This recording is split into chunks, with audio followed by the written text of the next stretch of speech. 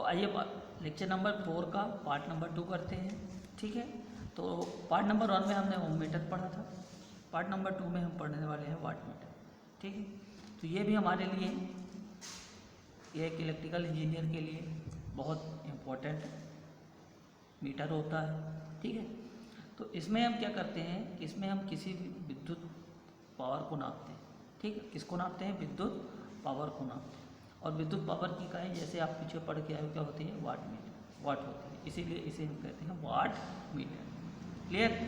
किसको हम क्या, इससे क्या नापते हैं? विद्युत पावर को नापते हैं, विद्युत शक्ति को नापते हैं, और इस विद्युत शक्ति की इकाई क्या होती है? वाट होती है। इसलिए मीटर को क्या कहते हैं? वाट मीटर कहते हैं। ठीक है, और वाट मीटर जो रीडिंग देता है वो हमेशा विद्युत पावर के, विद्युत शक्ति के औसत मान को दर्शाता है। ठीक, किसको दिखाता है? एवरेज वैल्यू को बताता है। ठीक, किसको बताता है? एवरेज वैल्यू को दर्शाता है। ठीक, तो यहाँ से जो ये 3-4 पॉइंट मैंने बोले हैं, यहाँ से डायरेक्ट क्वेश्चन पूछे जाते हैं। जैसे पूछेगा आपसे कि विद्युत शक्ति को नापा जाता है तो किससे नापते हैं? वाट मीटर से। विद्युत शक्ति की इकाई होती है तो क्या होती है? वाट होती है। ठीक है, विद्युत शक्ति को किससे नापते हैं? तो किससे नापते हैं? वाट मीटर से नापते हैं। या वाट मीटर से क्या नापा जाता है? तो क्या नापा जाता है? विद्युत शक्ति नापी जाती है। ठीक, फिर विद्युत वाट मीटर विद्युत शक्ति के कौन सा मान दर्शाता है? तो कौन सा मान दर्शाता है? औसत मान को दर्शाता है। तो ये जो है तो छोटे छोटे डायरेक्ट पूछे जाने वाले क्वेश्चन लिखे गए। ठीक है, 5-6 क्वेश्चन। अब आते हैं वाट मीटर के प्रकार में। तो वाट मीटर जो होते हैं 2 प्रकार के होते हैं। वाट मीटर जनरली कितने होते हैं? 2 प्रकार के होते हैं। कौन कौन से प्रकार? एक होता है हमारा डायनमो टाइप वाट मीटर और एक होता है इंडक्शन टाइप वाट मीटर। ठीक, क्या होता है? एक डायनमो टाइप वाट मीटर और एक इंडक्शन टाइप वाट मीटर।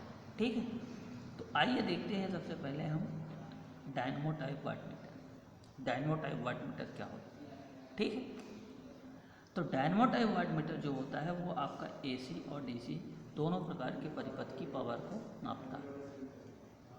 ठीक है, एसी और डीसी दोनों प्रकार की शक्ति को नाप सकता है। दोनों प्रकार के सर्किट में, दोनों प्रकार के परिपथ में ये काम करता है। ठीक है, तो ये ध्यान रखिएगा कि आपसे पूछा जाता है हमेशा कि dynamo type wattmeter work as. Dynamo type wattmeter काम करता है, किस में काम करता है? एसी और डीसी दोनों में काम करता है। ठीक है, अब एसी पावर जो होती है क्या होती है? एसी पावर बराबर क्या होता है? V गुणे आई, वोल्टेज गुणे करंट। ठीक है, लेकिन एसी में क्या होता है? हमको cos फाई लेके चलना पड़ता है। ठीक, cos फाई क्या होता है? यहाँ पे एक पावर फैक्टर होता है। क्या होता है? Power factor. ठीक, पावर फैक्टर क्या होता है? वोल्टेज और करंट के बीच का एंगल। ये चीज़ एक्चुअली देखिए होता क्या है कि जब एसी में आप पढ़ते हैं तो एसी में डायरेक्शन और मैग्नीट्यूड दोनों चीज़ को काउंट करना पड़ता है। ठीक है, तो यहाँ पे वोल्टेज और करंट के बीच का जो एंगल आ रहा है, एंगल आने का मतलब ये है कि यदि हम 2 राशियों में से एक राशि को क्या कर लें? रेफरेंस में ले लें। ठीक है, ये सब चीज़ें हम पीछे पढ़ चुके हैं, फिर भी एक बार रिवाइज हो जाएगी। यदि 2 में से किसी एक को हम रेफरेंस में ले लें। ठीक है, जैसे सपोज दैट मान लीजिए कि हमने यहाँ पे भी को क्या किया? रेफरेंस में ले लिया। अब इस भी के सापेक्ष, भी के रिस्पेक्टिवली सापेक्ष आपकी आई की स्थिति क्या है? आई की स्थिति क्या है? ठीक है, उसके आई की स्थिति क्या है? तो यहाँ से यदि हम देखें कि आई आपका या तो हो सकता है इस लाइन में हो सकता है इस लाइन के ऊपर हो, या हो सकता है इस लाइन के नीचे। ठीक है, तो भी के सापेक्ष आई की जो कोणीय स्थिति होती है उसी को हम बोलते हैं क्या? Power factor. क्लियर हुई? क्या कहा हमने कि भी के सापेक्ष आई की जो स्थिति, भी क्या है हमारा? वोल्टेज, वोल्टेज के सापेक्ष करंट की जो कोणीय स्थिति होती है उसी को हम बोलते हैं, उस कोणीय स्थिति को ही हम बोलते हैं पावर फैक्टर। ठीक है, अब अगर हम वोल्टेज के सापेक्ष धारा को देखें तो धारा क्या हो सकता है? या तो इस लाइन में भी हो सकती है, या इसके ऊपर हो सकती है, या नीचे हो सकती है। ठीक है, जब इस लाइन में ही होगी तो देखो V और I दोनों एक ही लाइन में, कितने डिग्री का कोण, कोई कोण ही नहीं बन रहा, ठीक है। तो कोण यहाँ पे 0, जब कोण 0 तो इस कंडीशन में cos 0 का मान 1, ठीक। क्या कहते हैं, इकाई पावर फैक्टर, ठीक। यदि ये V से ऊपर हो तो उस कंडीशन में हम कहेंगे लीडिंग, यानी करंट V से आगे आगे चल रही है, और यदि V से नीचे हो तो हम कहेंगे लैगिंग। क्या कहेंगे, लैगिंग, यानी करंट V के पीछे पीछे चल रही है। तो ये तीन कॉन्सेप्ट होते हैं पावर फैक्टर के, ठीक है। पर यहाँ पे हमारा फोकस इसमें नहीं है, हमारा बस इतना है कि यदि मान लीजिए V यहाँ है और I आपका यहाँ कहीं बन रहा है, तो इसके बीच में ये जो स्थिति आएगी I की कितनी आ रही है, 5 डिग्री का, ठीक है। V और I के बीच में कितने डिग्री का, 5 डिग्री का, और ये जो 5 होता है यही कहलाता है पावर फैक्टर कहलाता है, ठीक। तो AC में हमें पावर फैक्टर काउंट करके चलना पड़ता है, क्योंकि वहाँ पर मैग्नीट्यूड के साथ साथ डायरेक्शन भी होती है। अब जब हम DC में बात करते हैं तो DC में हमें किसी पावर फैक्टर की आवश्यकता नहीं होती, क्योंकि उसमें कोई डायरेक्शन नहीं होती, उसमें कोई इंटरस्टेजिएट वैल्यू को लेने की आवश्यकता नहीं होती है, ठीक है। तो वहाँ पे हम क्या करते हैं, डायरेक्ट V इंटू आई लिख देते हैं, ठीक है। तो ये होता है हमारा DC पावर और ये होता है AC पावर, क्लियर। अब चलिए आगे, फिर यहाँ पे हम एक सर्किट बनाते हैं। तो यहाँ पे हम क्या करते हैं कि आपके इंडक्शन टाइप वाट मीटर में 2 कॉयल होती हैं, एक होती है हमारी करंट कॉयल और एक होती है प्रेशर कॉयल, ठीक। ये कहलाती है हमारी क्या, करंट कॉयल,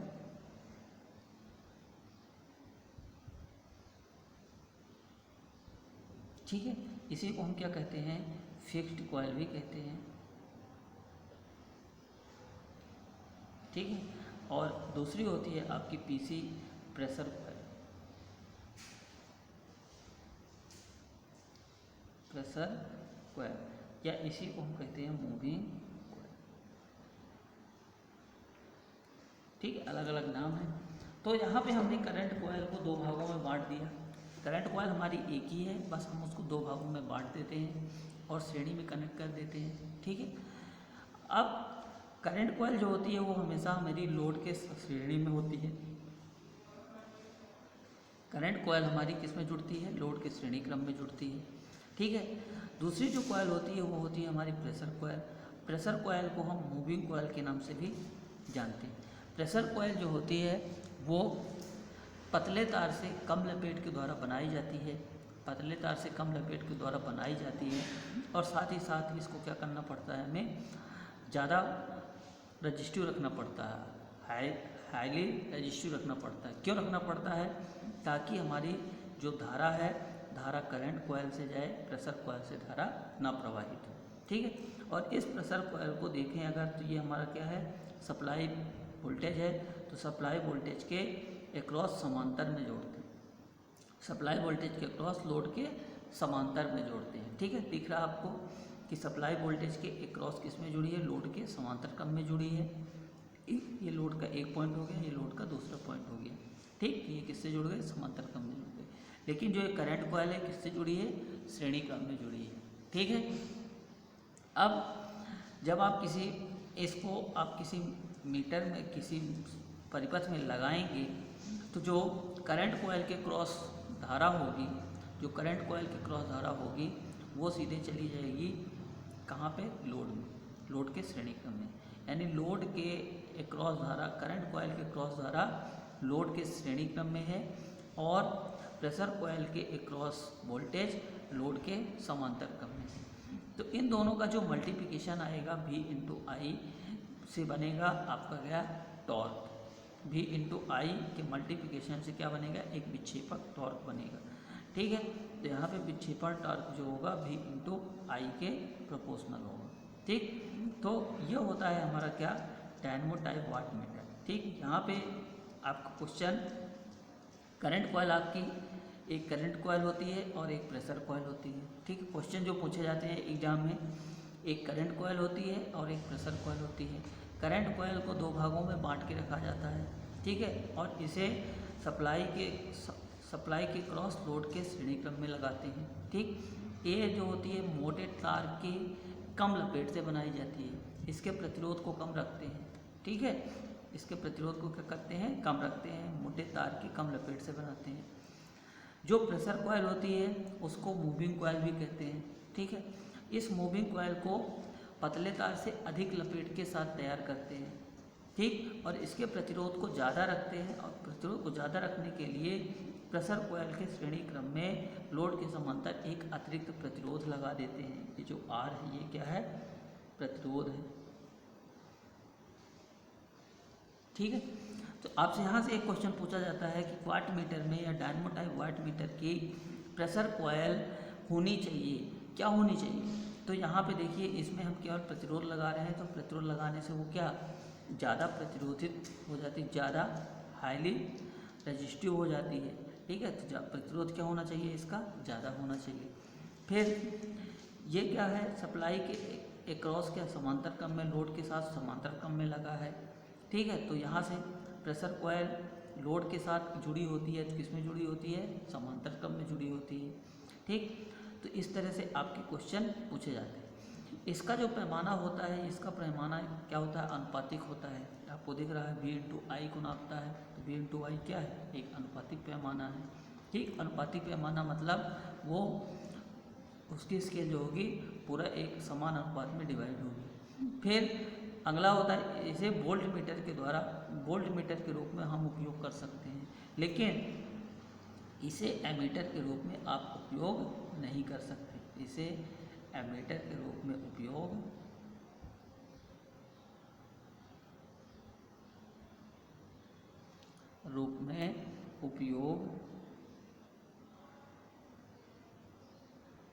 नहीं कर सकते।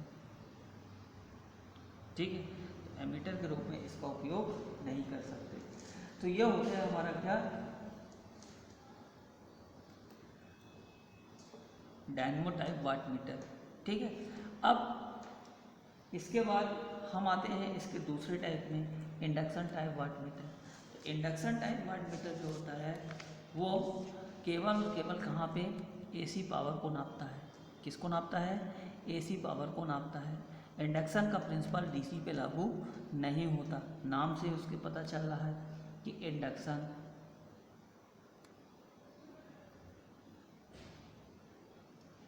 अरे इंडक्शन हीटर या इंडक्शन कुकर का नाम सुना है, वो भी इसी प्रिंसिपल के पे काम करता है। ठीक है, तो ये इंडक्शन टाइप, और इंडक्शन का जो ये काम वर्क होता है, इंडक्शन प्रिंसिपल जो होता है वो केवल और केवल एसी में काम करता है। इसलिए इस टाइप का जो वाट मीटर होता है, इंडक्शन टाइप वाट मीटर, ये केवल और केवल किस में काम करता है, एसी में काम करता है। ठीक है, और इसके लिए आवश्यक होता है कि उसकी जो आवृत्ति और वोल्टेज है वो कैसा रहे, स्थिर रहे। उस स्थिति में ये बहुत अच्छे से काम करता है, त्रुटि नहीं आती। ठीक है, तो ये कुछ पॉइंट्स हैं कि इसमें आप एक पॉइंट और लिख सकते हैं कि यह इंडक्शन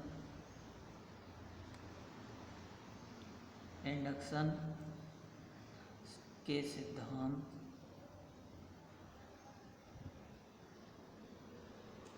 पर कार्य करता है। ठीक, इंडक्शन के सिद्धांत पर कार्य करता है। अब देखिए इस वाट मीटर में हम एक घूमने वाला, कुछ यहाँ पे घूमने वाला पार्ट बनाते हैं, घूमने वाला मैकेनिज्म बनाते हैं। ठीक है, तो घूमने के लिए यहाँ पे हम क्या करते हैं कि एक स्पिंडल लगा के रखते हैं। क्या लगा के रखते हैं, स्पिंडल लगा के रखते हैं। स्पिंडल लगा के रखते हैं किस पे, बेयरिंग में। ठीक है, किसमें, बेयरिंग में हम स्पिंडल लगा के रखते हैं। ओके, इसकी बात समझ में आई। अब इसमें क्या करते हैं कि इसमें हम 2 मैग्नेट का उपयोग करते हैं। कितने मैग्नेट, 2 मैग्नेट। ठीक, एक मैग्नेट जो होता है वो होता है हमारा शंट मैग्नेट। क्या होता है, शंट मैग्नेट। और इस शंट मैग्नेट में ही हम क्या करते हैं, कॉइल स्थापित करते हैं, जिसे हम कहते हैं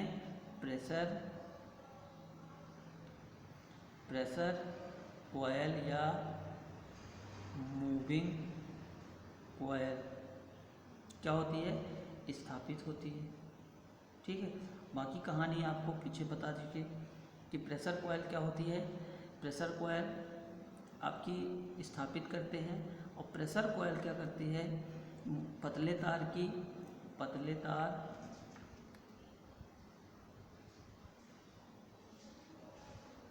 तार अधिक लपेट से तैयार होती है।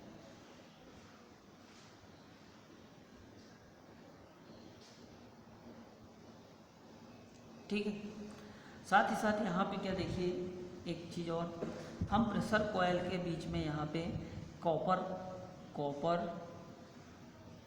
कॉपर की शेडेड रिंग उपयोग करते हैं। ये जो आपको दिख रही हैं, ये शेडेड रिंग, ये आपकी क्या हो गई, बाइंडिंग हो गई। ठीक, पतले तार की अधिक लपेट के साथ। ठीक, ये आपका शंट मैग्नेट हो गया। क्या है ये, शंट मैग्नेट।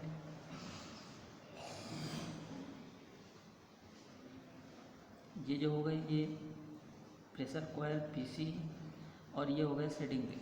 ठीक, तो क्या है कि प्रेशर कॉइल में रेजिस्टेंस ज़्यादा होता है, प्रतिरोध क्या होता है, ज़्यादा होता है। अब प्रतिरोध ज़्यादा होने के कारण जो इसमें बहने वाला जो वोल्टेज होगा वो धारा के साथ ही साथ चलेगा। इस कंडीशन में जो आपका पावर है, पावर यहाँ पे क्या, ये एसी को नापता है, और एसी पावर क्या होती है आपकी V × I × cos φ।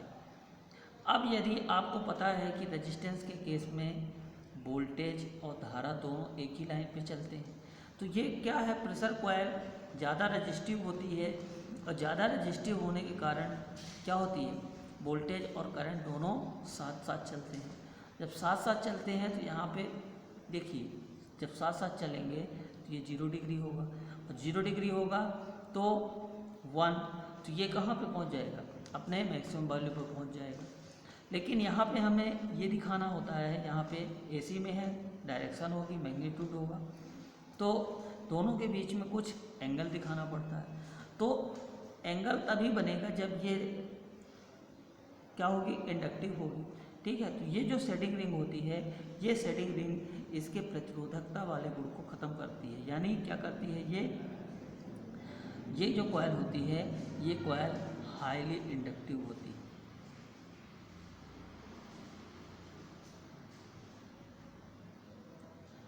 Highly inductive होती है। ठीक है, तो ये ध्यान रखिएगा कि यहाँ पे कि प्रेशर कॉइल जो होती है वो हाईली रेजिस्टिव होती है, और यहाँ की जो प्रेशर कॉइल होती है वो हाईली इंडक्टिव होती है।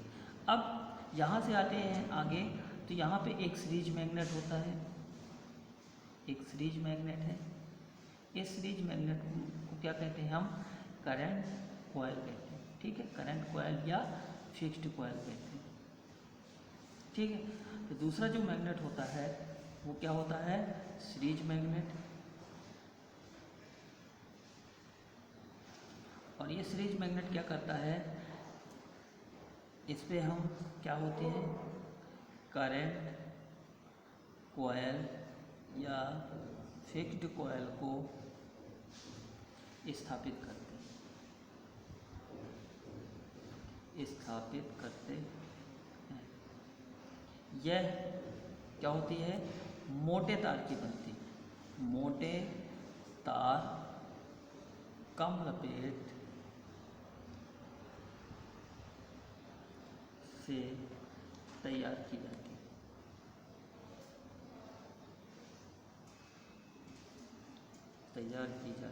है।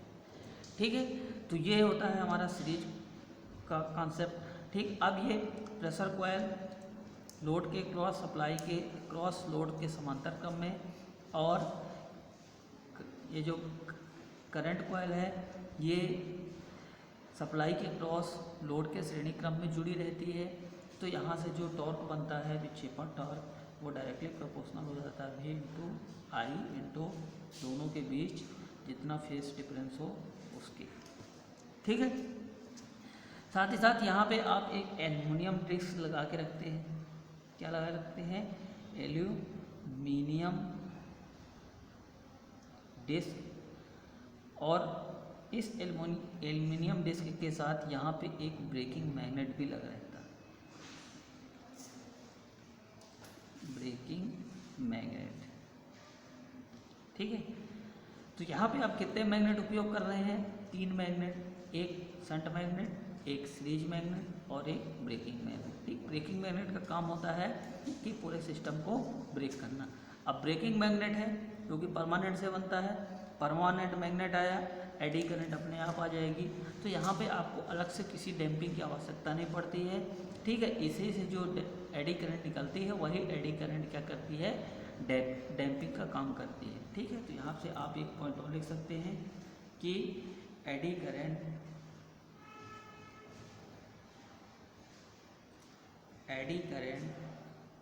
डैम्पिंग का उपयोग होता है। ठीक है, तो ये हुए आपके 2 वाट मीटर, एक हुआ इलेक्ट्रो डायनेमो टाइप, ठीक, और दूसरा हुआ आपका इंडक्शन टाइप। तो इसको आप देखिएगा, पढ़िएगा और अपने स्टडी बुक से एक बार उसको रिवाइज जरूर कर लीजिएगा। यही आपके लिए होमवर्क है कि इसको देखने के बाद, पढ़ने के बाद अपने स्टडी बुक से एक बार उसको पूरी तरह से रिवाइज कर लीजिएगा तो आपको और अच्छे से समझ में आ जाएगा। ठीक, तो अपना यह लेक्चर यहीं पे एंड होता है। धन्यवाद।